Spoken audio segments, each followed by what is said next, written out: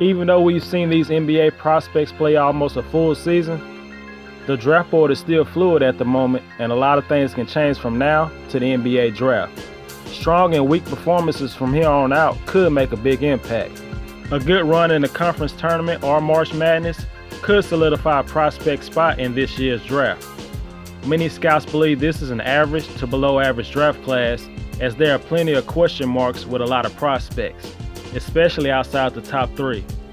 There's actually a good chance that we could see just as many sophomores drafted in the first round as freshmen. There are still very talented players that could develop into all-stars, but you may have to wait on them to make a big impact.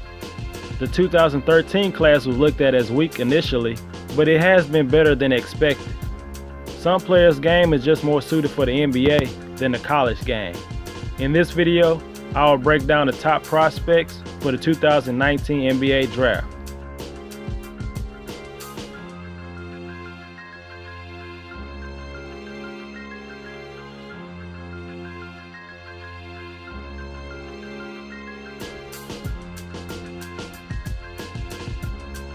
Duke freshman forward Zion Williamson.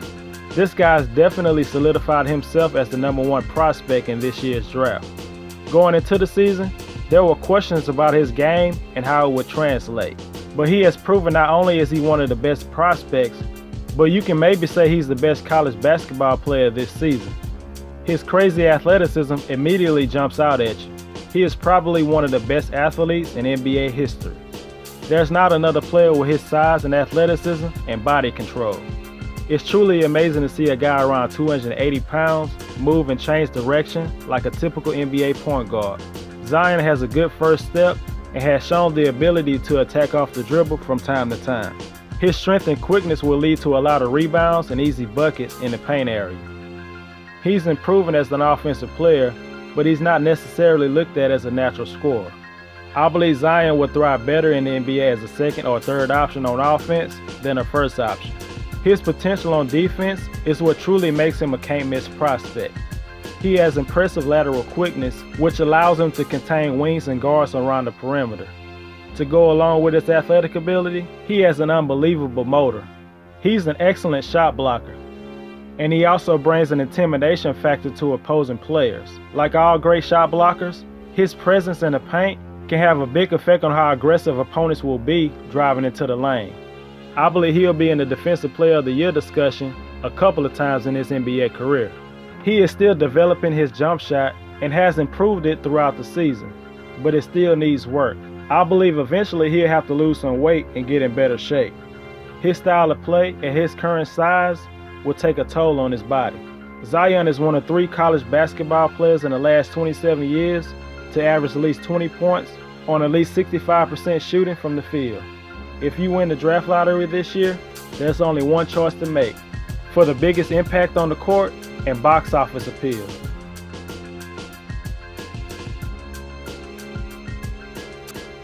Murray State sophomore guard Ja Morant. The #1 ranked point guard has shot up draft boards just as quick as his first step. This guy didn't receive any scholarship offers other than Murray State. Now he's projected to be a top 3 pick in the NBA draft. This franchise-changing point guard is one of the most explosive guards in the draft and has had a Tre Jones type of impact this season in college basketball. His athleticism is on par with the best of them at the point guard position. He has a great handle, relentlessly attacks the rim, and has great court vision. Not only can he score the rock, but he's unselfish and sets up his teammates that put them in perfect position for scoring easy buckets. After the game against Alabama, where he scored 38 points and also had 9 rebounds and 5 assists, former NBA player and current Alabama head coach Avery Johnson said that Morant had the craftiness and cleverness of Isaiah Thomas, the passing ability of John Stockton, and the athletic ability of Russell Westbrook. He is listed around 6'3", but that's probably being generous, and he only weighs 170 pounds. Building more strength is a must for Morant on the next level. He's a solid outside shooter at this point, as he's shooting around 33% from three-point range. But that's one of the easiest skills to improve in the NBA. Some people will question the level of competition Murray State plays, but anybody can see the talent that Ja Morant possesses and can easily see why he's projected to be a top prospect in the draft. getting stronger, becoming more consistent on his jumper, and cutting down on his turnovers are 3 things Morant should work on. And it's not too crazy for Morant to be considered for the #1 pick. My NBA draft projection for Ja Morant is a top 3 draft pick. Freshman guard RJ Barrett. His teammate may have stolen the shine away from him, but you can still argue that RJ Barrett is still the most complete NBA prospect in the draft. He's the prototypical wing player at 6'7" and has a defined position going into the NBA. He's been crazy productive this season, averaging around 23 points, 7.5 rebounds, and 4 assists per game. And the last time a player from a big-time program did that was Penny Hardaway during the 92-93 season. Barrett is an aggressive and competitive prospect who is looked at as a volume scorer. Despite only being around 200 pounds at his height, he plays more stronger than his frame would suggest. He's 3rd in the country in transition points, where he changes speeds with his impressive footwork that guides him towards the rim. Coach K has put Barrett in great position to get downhill going to his left, and at the college level, he can overpower players once he gets to the rim. He doesn't have a great handle, which will limit his scoring ability on the next level. Even though Barrett can develop tunnel vision at times, I believe he has improved as a willing passer during his time in college. He has been a solid jump shooter, but he has still been inconsistent. He often takes bad shots, and he shoots only 66% from the free throw line, which raises question on how much consistent he can be on his jump shot. But Barrett is also young, so I fully expect him to continue to improve, and based off his competitiveness and work ethic, I believe Barrett will do everything he can to improve his weaknesses. My NBA draft projection for RJ Barrett is a top 3 draft pick. Texas Tech sophomore guard Jarrett Culver. Culver has definitely improved his game from his freshman year to his sophomore year. He has risen into the top 5 conversation by improving and expanding his game off the dribble. He is averaging around 18 points, 6 rebounds, and 3.5 assists per game, shooting around 50% from the field and 34% from 3. Culver is not a flashy type of player, and he doesn't do anything at an elite level, but he's solid across the board. You could say he's one of the safest picks in the draft. Even though he's listed at 6'6", he looks and plays much bigger, and he's added some muscle to his frame compared to last season.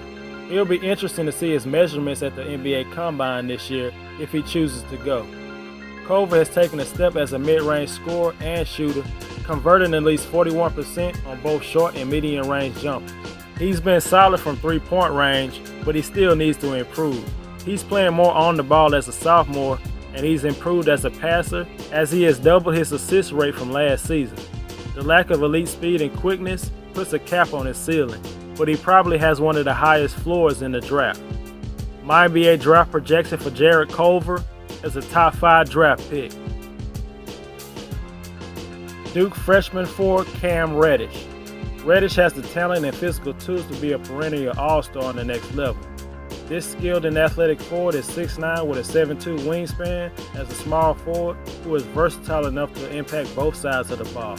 In my opinion, Reddish is the biggest boom or bust prospect in the draft. I believe he has a chance to hit and become an all-star, and he also could be out of the league in 4 or 5 years. He has excellent fluidity for his size. Scouts are crazy about his talent, and every now and then, he shows you an impressive NBA move which teases his NBA potential. Reddish can hit you with a nice step back and pull-up jumper, and he can attack the rim and score above the defense. But he has failed to live up to expectations even as the third option. Cam Reddish is just as inefficient as any lottery pick in recent memory. He's shooting a horrible 36% from the field, and that's with most of the attention going to RJ and Zion. Cam doesn't have a good feel for the game and has struggled to consistently create, identify, and convert on his scoring opportunities. Sometimes you forget he's even on the court, but he has shown he could be a force on the defensive side of the ball with his quickness and anticipation. Reddish plays the passing lanes well as he's racking up almost 2 steals per game. He's been more consistent on the defensive end than the offensive end. But since arriving at Duke, more question has been raised about whether Cam can convert his talent into consistent production. My NBA draft projection for Cam Reddish is a top 5 draft pick. Indiana freshman guard Romeo Langford. While Romeo hasn't turned Indiana into a proven winner, he has shown how gifted he is as a scorer. He has good size and length for a 2 guard and has been one of the best in the country at finishing at the rim for a guard. This silky smooth scorer has a nice handle, which creates consistent separation for his step backs and pull-ups. Langford is lethal in the mid-range area. He's making around 55% of his jump shots from mid-range. But as good as Romeo is in that area, it's the complete opposite beyond the arc. Langford is shooting only 27% on 4 3-point attempts per game. Distance seems to be an issue at this point, and the 3-point line in the NBA is much farther than in college basketball. But at the same time, he's still averaging around 17 points and has become an underrated playmaker in pick-and-roll opportunities. But the heart of Romeo's game is being a one-on-one scorer. He is also proven to be a good defensive player when he's engaged, but giving consistent effort on that end has been an issue. Romeo has the potential to be a 20-point scorer in the NBA, especially if he gets a decent 3-point shot.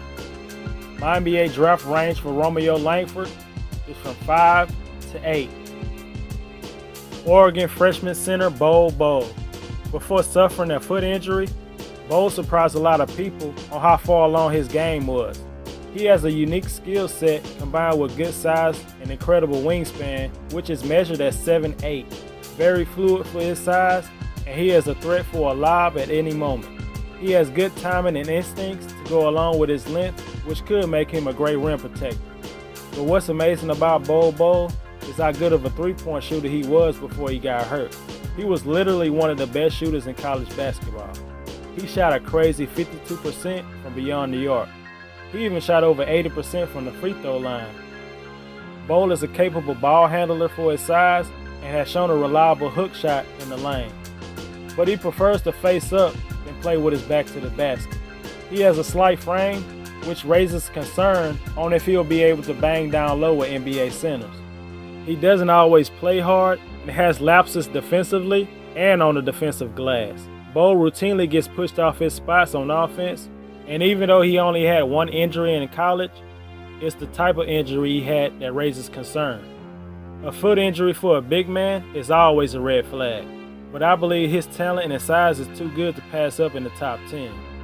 A team like the Atlanta Hawks, who could have 2 top 10 picks, should take a chance on his upside. There's a chance that Bol could be drafted in the top 5, and he also could be drafted outside the lottery. My NBA draft range for Bol Bol is from 6 to 14. Virginia sophomore forward DeAndre Hunter. He is probably the most NBA-ready prospect in the draft, a two-way player. The defensive end is the most intriguing area of DeAndre's game in my opinion. With all the switching that goes on in the NBA today, Hunter is the perfect type of player to have on your team. He has the ability to guard all 5 positions. This 6'8" forward with a 7'2" wingspan is quick enough to be able to move his feet and stay in front of guards, and has the strength and length to compete down low with a big man. He ranks in the 99th percentile in pick-and-roll defense. Hunter shows great effort and defensive awareness, but he also is pretty good on the other end as well. Much like Jarrett Culver, he's not the flashy type of offensive player. He doesn't have supreme quickness or athleticism, but he's still effective, especially from beyond the arc. He's shooting a ridiculous 47% from 3-point range. He's been effective driving to the basket off head fakes because of the threat of his 3-point shooting. He's been able to play through contact and finish at the rim.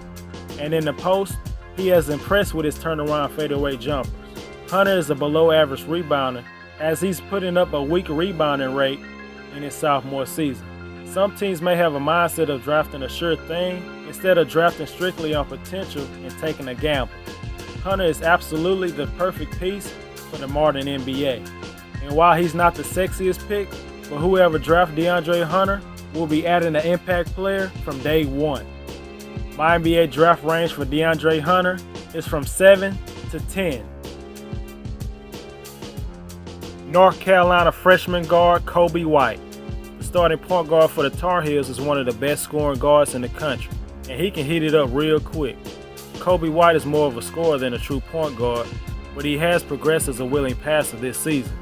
He has an impressive offensive skill set and has led North Carolina to big wins and has helped put them in the national championship conversation.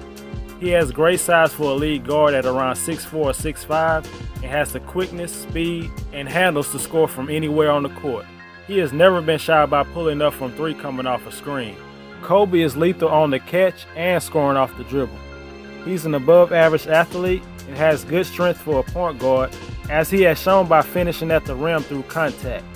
Coby has quick feet on defense and fights through screens very well. He has plenty of great qualities to succeed in the NBA. He can be successful playing the point guard or the shooting guard position. A big performance in the NCAA tournament could land Coby White in the top 10. My NBA draft range for Coby White is from 8 to 12. Texas freshman center Jaxson Hayes. Nobody had Hayes on their radar as an NBA prospect at the beginning of the season. There's no player in the country that has improved their draft stock more than Jaxson Hayes, who didn't even start in his high school until his senior season. He has turned heads with his tools and consistent athletic plays around the rim. He is getting buzz because of his potential, not his production. To say he's a project is an understatement. Hayes has incredible athleticism and is very active and has shown glimpses of low-post offense, which will raise his ceiling as an overall player. He has very good mobility and has soft hands, but for the most part on offense, he's a pick-and-roll finisher and scores off cuts to the rim and scores in transition. He's a non-shooter at this stage of his career and has only taken a handful of jump shots during the season. Hayes has been a great shot blocker, and he ranks 17th in the country in real defensive plus-minus. But for his size, he's a below-average rebounder and has been prone to fouls over the course of the season. Jaxson Hayes has a long way to go, but he has the physical tools and potential for a team to take a chance on him in the top 10. My NBA draft range for Jaxson Hayes is from 8 to 12. North Carolina freshman forward Nassir Little. Little is a tough, hard-nosed, and athletic forward who has the physical profile for the modern combo forward. He's around 6'7" with a 7'2" wingspan, with the strength and quickness to guard four positions. He plays with constant, relentless energy that can affect the offensive and defensive glass. Scouts are intrigued about what he could be in the future than he is right now. Little is a very raw offensive player. He scores mostly in transition, straight line drives, and rebound putbacks. He's more suited at the small ball forward position than a small forward position. He doesn't have a great handle and is a poor outside shooter for the most part. Getting that consistent jump shot will do wonders for his game. Little's draft stock has taken a small hit because of the lack of a consistent offensive game, and he continues to come off the bench for North Carolina. He may not be a top 5 prospect like most scouts projected going into the season, but he's still a lottery pick. My NBA draft range for Nassir Little is from 8 to 12. Vanderbilt freshman guard Darius Garland. Like Bol Bol, Garland's season ended prematurely because of injury, and he was only able to play 5 games. But in those 5 games, he was able to showcase enough to be considered in the lottery. Even though in high school he was more known for his passing skills, in college, he showed how good of a scorer he could be. Garland is a lethal shooter with deep range and tremendous confidence. He gets into his pull-up jumpers naturally with his excellent footwork. He shows good intangibles and is a competitive type of player. In high school, he showed good vision and was a willing passer. He needs to prove that on the next level to be an all-around point guard. He's not an athletic player, and he's undersized for a point guard. He'll have to rely on his outside shot, ball handling, and IQ to compensate for that. My NBA draft range for Darius Garland is from 10 to 14. Gonzaga junior forward Rui Hachimura. Rui has come a long way from his freshman season to become an all-around player who is a candidate for National Player of the Year in his junior year. From being a bench player in his first 2 seasons at Gonzaga, Rui is now averaging around 20 points, 7 rebounds, and shooting a great percentage from the field and three-point land. Rui is a physical freak who can get up and down the court in the blink of an eye. He scores in a lot of different ways, by cutting, running in transition, and posting up. He is excellent around the basket as he's been taking advantage of small defenders in his conference. He has also really improved as an outside shooter. Even though he hasn't taken that many threes, he's shooting around 44% from beyond the arc. Rui is more comfortable shooting from the mid-range area at this point. He has developed a nice 1 to 2 dribble pull-up this year. He still needs to improve as a shot creator and continue to work on his outside shot to have success on the next level. Even though he has great physical tools, Hachimura is an average rebounder and defender. By playing in a mid-major conference, he should be dominating the glass against smaller players in the conference. He plays with a lot of energy, and his improvement over the last 3 years proved that he has good work ethic and will continue to work on his weaknesses.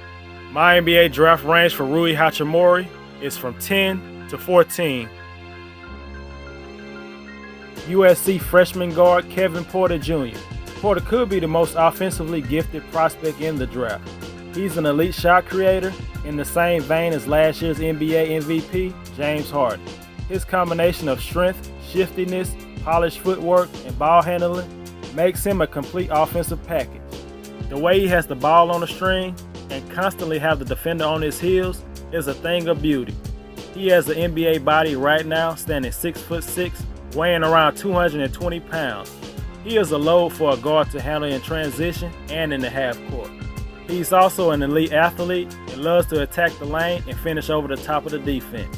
Porter's talent has never been in question, but sometimes he doesn't bring A+ effort every night. Some nights, he's the best player on the court.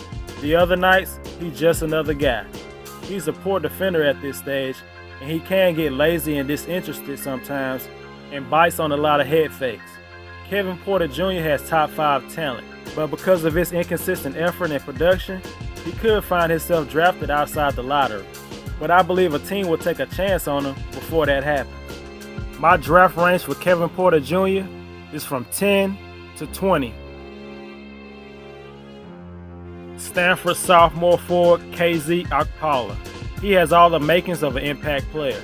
Okpala has great size and freakishly long arms and has a similar offensive skill set as former 2nd overall pick Brandon Ingram. He has elite slashing ability with a nice enough handle to score on all 3 levels. He has impressive flexibility as he finds his way through small areas to get to the rim. He has a nice outside jump shot, and even though his 3-point percentage has gone down from the start of the season, he's still shooting around 38%. He no doubt has the potential to be a 20-point scorer on the next level. His length not only helps him on the offensive end, but also helps him on the defensive end as well. His defense has been encouraging in his sophomore year with his deflections and on-the-ball defense. KZ can only get better on offense if he adds some muscle to his frame. He can be a little turnover prone at times when handling the ball. Tightening up his handle can only improve his slashing ability. He's an average rebounder for his size, and creating for others more could only help his offensive game. I believe KZ Okpala is a top 10 talent, and his progression in his sophomore year should land him somewhere in the mid-first round. My draft range for KZ Okpala is from 12 to 16. Virginia Tech sophomore guard Nickeil Alexander-Walker. Alexander-Walker has improved in virtually every facet of his game in his sophomore season at Virginia Tech. He has been given more significant and more prominent roles. Much like DeAndre Hunter and Jarrett Culver, I feel Nickeil doesn't have one skill set that is elite at this moment, but he does a lot of things well. He has the size, skill set, and basketball IQ that translates well on the next level. Nickeil has been a consistent outside shooter this year, shooting around 40% from 3-point range. He shows great poise and is rarely sped up or rattled. Nickeil has had more chances creating on the ball than last year, as he's shown good vision and passing skill that should allow him to play multiple positions in the NBA. He's not a great offensive creator, but he has improved. He's a solid and competitive defender who should be able to check 3 positions as his body continues to fill out. You really can't go wrong with Nickeil Alexander-Walker.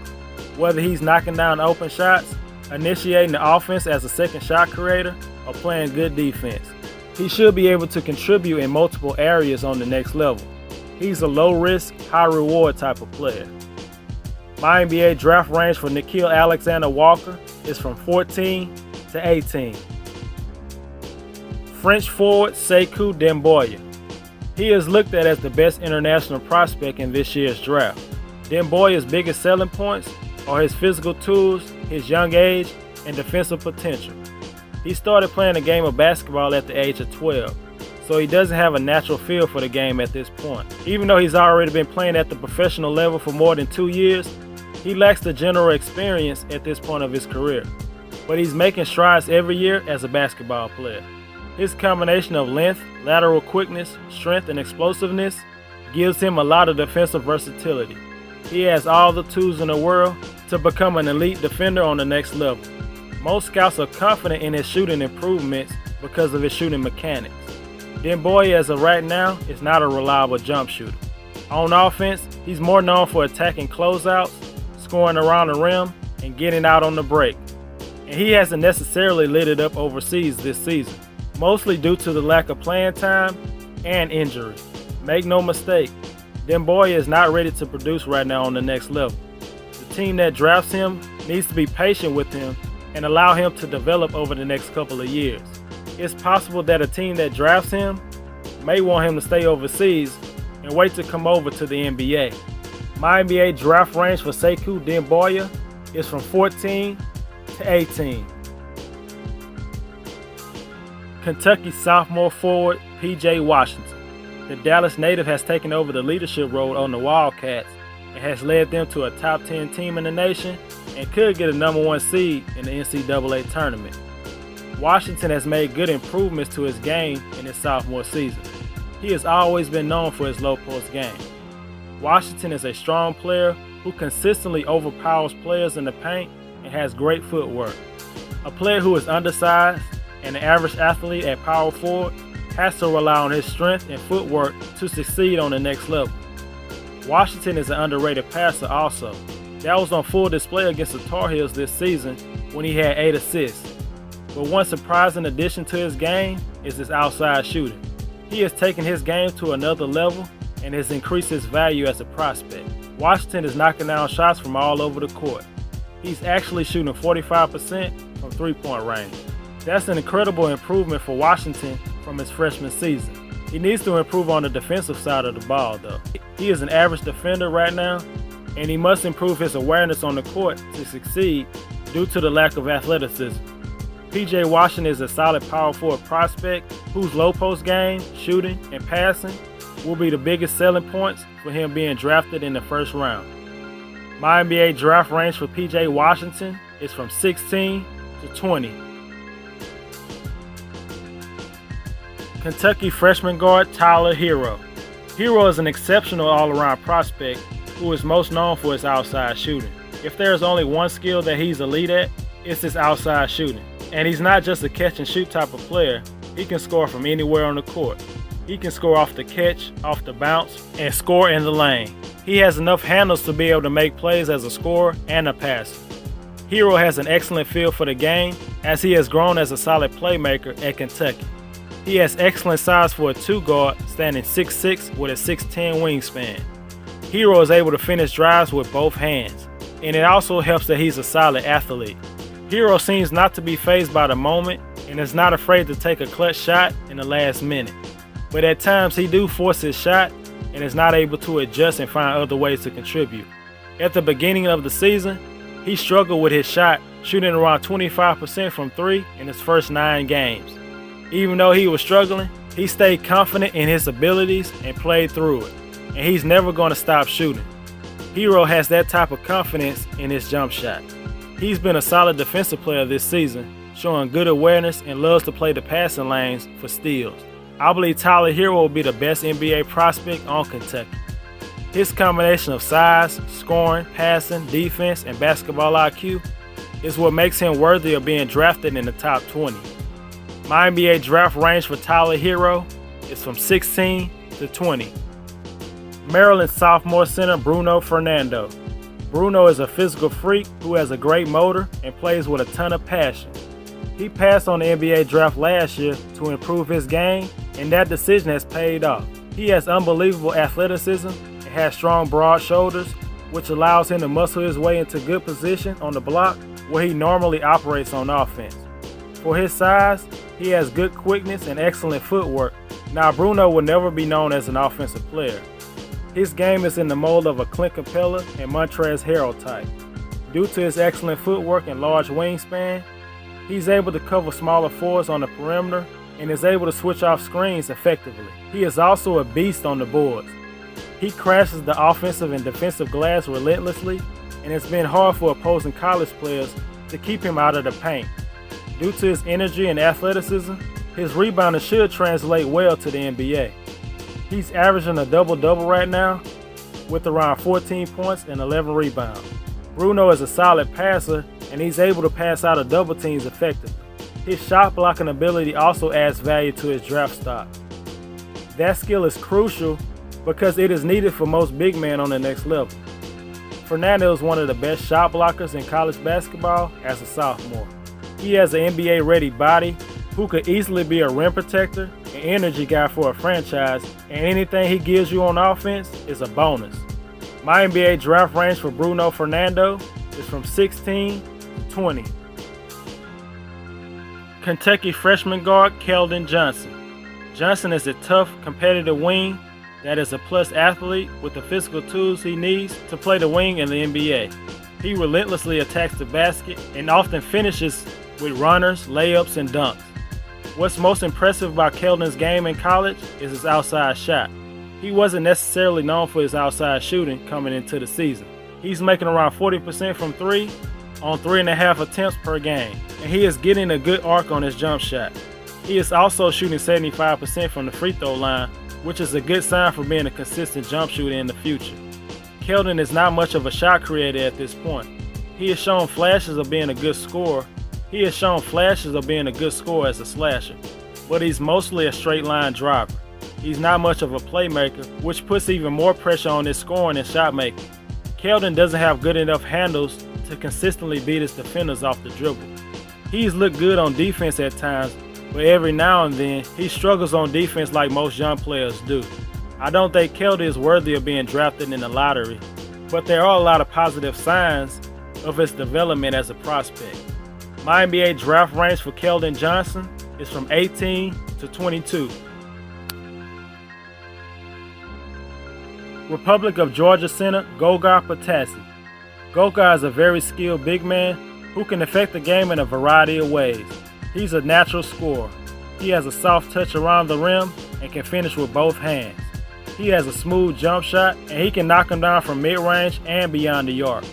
He's a fluid athlete who moves very well for a man his size, displays soft hands, and can play above the rim. Goga has been a solid rebounder and an effective passer this season. He routinely makes good decisions when the double team comes, finding shooters in the corners. Goga has the length, mobility, and anticipation to be an excellent shot blocker. He's not the most explosive guy, but he has very good timing as a shot blocker. When engaged, he's also a very good defender in the post. After spending the first half of the season dominating the Adriatic League, in late December, he made the big jump to EuroLeague and has put up solid numbers so far, which will only boost his draft stock. Two things Goga needs to work on is limiting his fouls and eliminate his bad body language. He can be a foul machine at times, and he's averaging around 4.5 fouls per game in EuroLeague. Goga has been known for showing poor body language at times when things ain't going his way. He needs to do a better job of dealing with adversity and not show his frustration. But he is a good offensive and defensive big man who has a nice feel for the game, and plenty of playoff teams should be interested.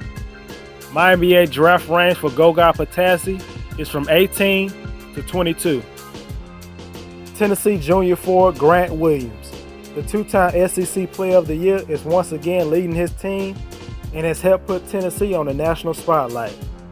Williams is most known for what he can do on offense, and he's added to his offensive repertoire this season. Grant Williams is all about physicality.